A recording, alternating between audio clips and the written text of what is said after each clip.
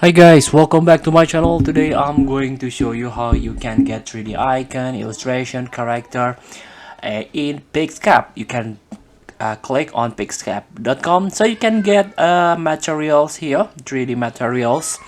Uh, Before you can get started for free, you can sign up first. You can click on sign up.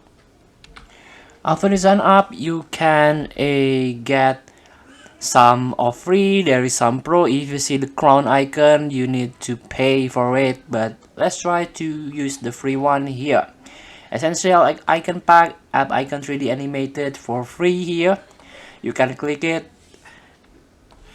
Oh, here it is, apps icon 3D animated. So you can get this all pack, all icon here. By download 28 items in MP4G format, you can get all access here. So here there is an offer from Pixcap. Transfer style instantly here. Select and generate a new style using our latest version of Pixcap AI. Here, for example, the fabric one you can generate. So from the ordinary become a fabric.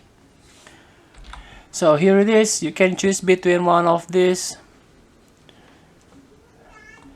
So from this you can generate into the fabric, HQ, matte, glossy, glass, and this is still load because of my internet sucks nowadays. I think I have to change the provider maybe.